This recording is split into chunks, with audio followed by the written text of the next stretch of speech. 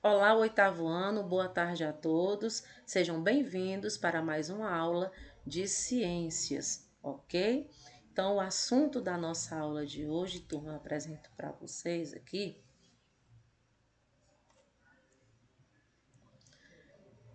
o tema, né, da eletrostática, certo? Então, eletrostática é a parte da física que estuda os diversos comportamentos das cargas elétricas e os seus fenômenos, claro, além das interações atrativas e repulsivas entre essas cargas, ok? Claro que para início de conversa, vocês não irão se deparar com nenhuma fórmula física. Isso aí vocês irão estudar sobre as fórmulas, tá bom? A partir do nono ano, onde envolve cálculos, tá bom? Então, essa nossa parte, né, no oitavo ano, voltada para a eletrostática, é só para entender que a eletrostática, ela se faz necessário, né? Porque existem propriedades que são fundamentais, né? Que são a carga elétrica, a eletrização, a força elétrica, o potencial elétrico, o campo elétrico e a energia potencial também elétrica. Então, o filósofo e matemático Tales de Mileto foi um dos pioneiros no estudo da eletrostática, porque ele percebeu que o atrito provindo de um fóssil, mais precisamente um âmbar, atraía alguns objetos bem leves. Então, o William, né, foi o físico e médico já voltado para a pesquisa, foi o pesquisador da eletricidade, do magnetismo, isso no século XVII mesmo. Então, Gilbert, né, foi o criador do pêndulo elétrico, um objeto muito importante para os estudos da eletrostática. Isso deixando bem claro para vocês que na antiguidade, o módulo de vocês traz isso, alguns fenômenos relacionados à eletricidade já eram conhecidos na época. Os gregos, por sua vez, né, já sabiam que ao esfregar um pedaço de lã no âmbar, que é uma resina vegetal solidificada, passava a atrair pedaços de folhas seca e outros pequenos, mais pequenos objetos, levando em consideração que atualmente, né, já hoje, sabe-se que esse fenômeno está relacionado às cargas elétricas em repouso, ou seja, a eletricidade estática. O âmbar é uma resina vegetal solidificada. Alguns vegetais produzem essa resina para auxiliar na defesa contra insetos, que é uma curiosidade.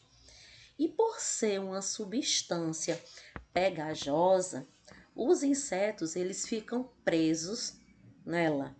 E com o passar do tempo, a resina se solidifica, mantendo preservados os seres ali aprisionados, né? Então, algumas gemas de âmbar datam de milhões de anos atrás, tá ok? Então, assim, as cargas elétricas diferentes, elas se atraem e as idênticas, elas se repulsam. Então, quando existem em um corpo cargas elétricas positivas e negativas, certo? Então, ele é considerado eletricamente neutro. Então, a matéria ela é constituída de átomos, vocês já estudaram sobre isso, né? E eles são formados por partículas portadoras de cargas elétricas. Então, os prótons e os nêutrons constituem o núcleo, do átomo. E os elétrons ficam na região em torno do núcleo, né, chamada de eletrosfera. A matéria, claro que em seu estado natural, é eletricamente neutra, ou seja, possui a mesma quantidade de cargas positivas e negativas, mas pode ficar eletrizada quando perde ou quando recebe elétrons. Então, para um corpo se manter eletrizado, claro, ele precisa estar isolado. Por exemplo, considere que um fio que segura as esferas, né, duas esferas, é feito de um material isolante. Então, deixando bem claro, turma, para vocês, três processos pelos quais os corpos eles podem ser eletrizados. Eles pode existir a eletrização por atrito, pode existir a eletrização por contato e pode existir a eletrização por indução, ok? Então, eu apresento aqui para vocês a eletrização por atrito, certo? Essa eletrização por atrito, ela é dada pela geração de energia manifestada no atrito entre dois corpos aqui, o plástico e o papel. Então, nessa geração de energia, os elétrons, eles saem de um corpo e são retidos pelo outro corpo, ok? Também eu tenho um outro tipo de eletrização, que é a eletrização por contato. Ocorre quando dois corpos, né, condutores, no caso aí, certo? Entram em contato e como resultado, os dois corpos eles ficam com o mesmo sinal de cargas apresentando para nós. E essa eletrização acontece porque no contato entre dois corpos condutores, as cargas elétricas presentes neles passam a se dividir para que o potencial elétrico entre eles se igualem, tá bom? E para que esse processo ocorra, é preciso que pelo menos um dos corpos condutores esteja eletricamente carregado, né? Extremamente carregado, tá bom? E outro, eu tenho a eletrização por indução. Ocorre quando um corpo carregado eletricamente se aproxima de um corpo condutor. Então, nesse tipo de eletrização, o corpo que carregado eletricamente é chamado de indutor, bom? E o corpo condutor é chamado de corpo induzido.